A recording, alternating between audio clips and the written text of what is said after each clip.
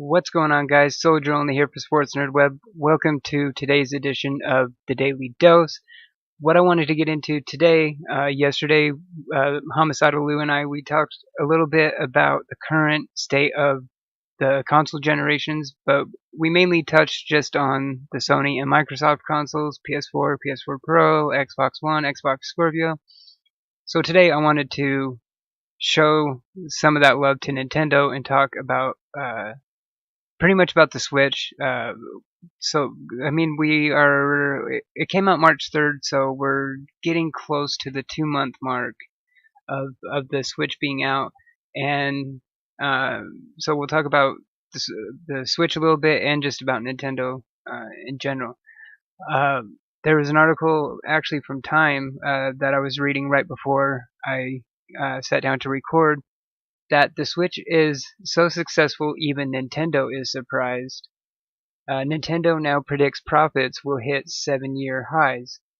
The Switch is doing very well, even better than Nintendo expected, and Nintendo was already expecting a lot. The company's fiscal year earnings are up, and thanks to both the Switch and the Legend of Zelda Breath of the Wild, the figures are some of the best the company has seen since 2011, when the original Wii was still a shiny object in consoledom's firmament. So, so far, so it looks like that the Switch numbers are, according to this, the best that Nintendo has seen since the original Wii back in 2011. Start with Nintendo's own sales kickoff prediction. The Switch launched on March 3rd, making the month a reasonably round sales metric. Nintendo predicted it would move 2 million units of the Switch by the end of March. In fact, Nintendo reports the Switch managed to move 2.74 million units, a figure that surprised even Nintendo given Switch's off-holiday arrival. This is why no one can find one.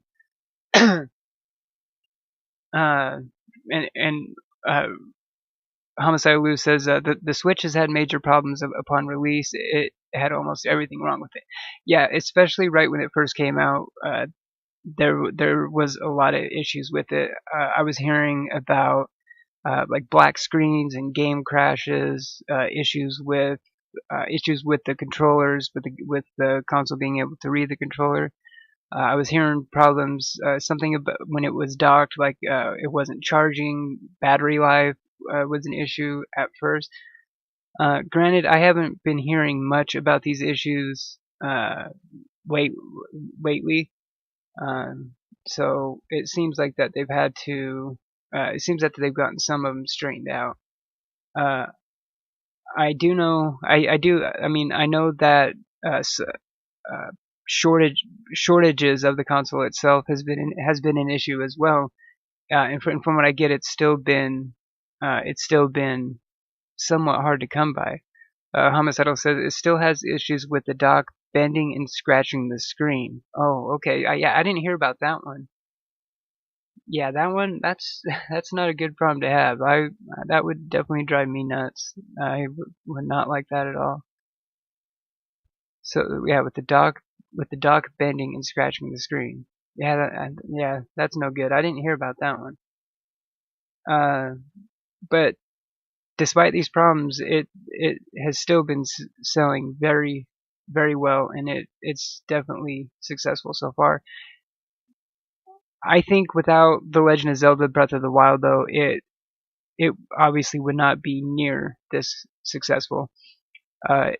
It literally has a 1-to-1 install rate with The Legend of Zelda Breath of the Wild. So pretty much everybody that has a Switch has a copy of Breath of the Wild with it.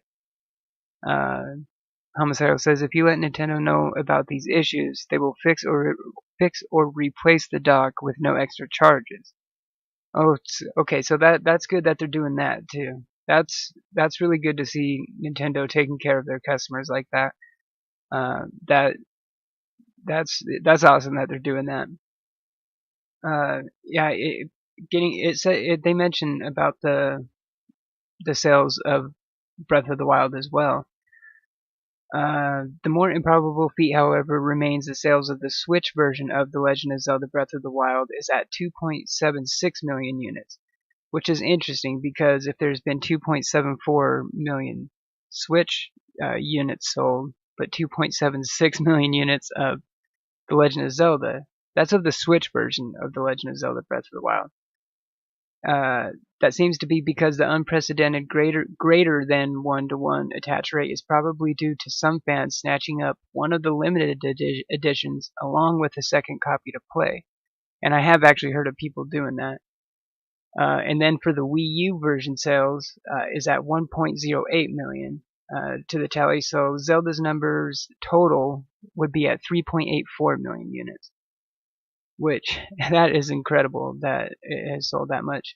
And then there's the Master Edition of Zelda, which retails for $129.99, but sold out hours after its announcement back in January, and it's currently trending on eBay at $250 for the Master Edition of Breath of the Wild. So that's crazy. They didn't release their sales figures for their other in-house launch game, 1-2 Switch. From what I hear, I think that it would have to be probably the second highest selling game for the Switch. I have heard most of the people that I know that have a Switch, they got Breath of the Wild and 1-2 Switch with it. And then it goes on a bunch of other Nintendo's other sales numbers to their 3DS games, Pokemon Sun and Moon, and Super Mario Maker and all that. And there's also a lot of hype generating right now for Mario Kart 8 that's supposed to be releasing at some point soon.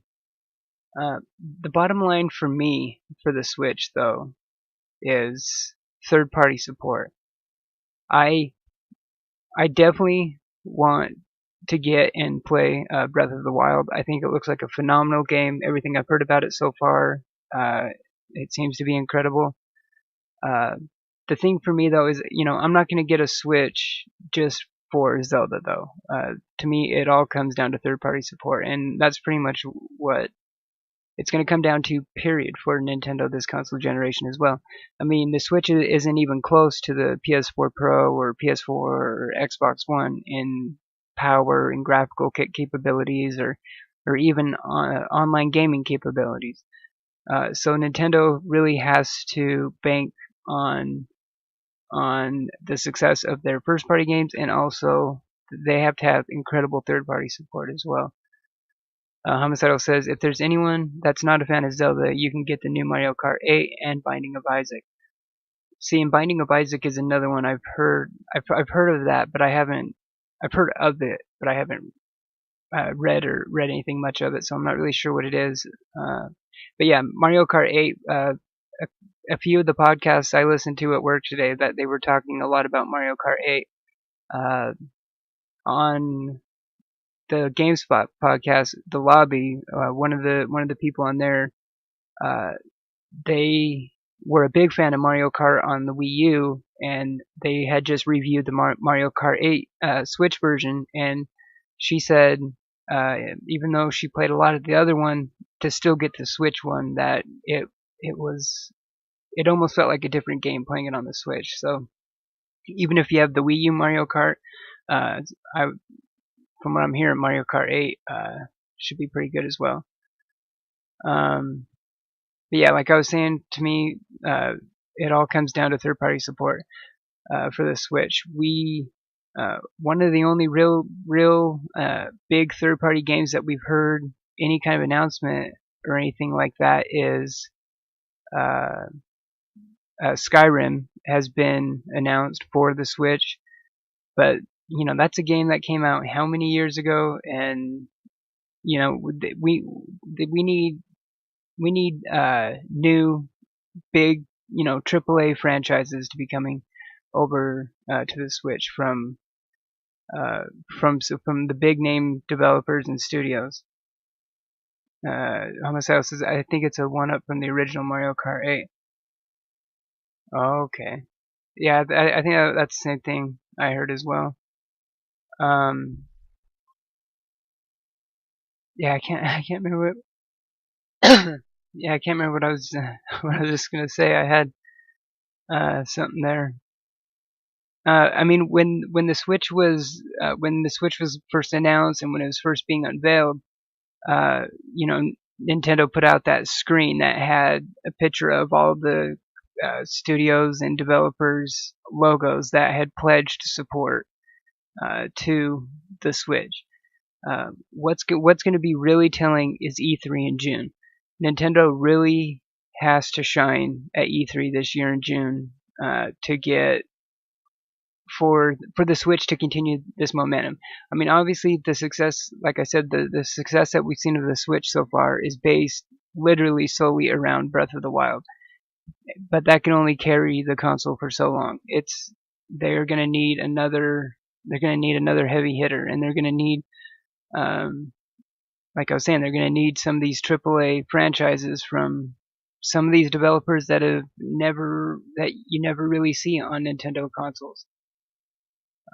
So that's just another reason that I can't wait for E3 in June to see what Nintendo does. It's the same thing with Microsoft and the Xbox right now. You know, that is one of the hits against Microsoft with the Xbox One is their lack of console exclusives, and this kind of Nintendo and Microsoft are almost in that same boat in that aspect, but except Nintendo has to show excellent third-party support, while Microsoft has to come out with a phenomenal console exclusive, so that they can gain on the sales numbers of the PS4. Near the end of this last year, when the Xbox outsold the PS4 for a couple months, that was around the time there was a couple Xbox exclusives dropping, like Gears of War 4 and ReCore and stuff like that, which definitely helped with it as well. So yeah, we're gonna have to see, and we're gonna have to see what Nintendo does at E3 in June. See if there's any announcements of any third-party franchises. I mean, I've heard people even talk about, like, what if Destiny 2 or what if they even port Destiny 1 over to Nintendo or something. But from what I understand, I don't think Nintendo really has the infrastructure or the online network to handle an online game like Destiny or anything like that. So, I mean, maybe if they were to start maybe, I don't know, like some of the Call of Duty games, or so they're gonna have to get something like that. So we're gonna have to wait and see in June. But that's going to do it for today's edition of the Daily Dose. If you want to catch these talks live, you can catch them Monday through Friday at 7 p.m. Mountain Standard Time at twitch.tv/SoldierOnly. I do these talks at the beginning of my stream every day. Or if you don't catch them live, you can check them out on the YouTube channel at Sports Nerd Web. I have them all archived on a playlist there that you could check out, and don't forget to sub to the channel over there if you stop by there. Thanks for watching, and we will see you tomorrow. Cheers.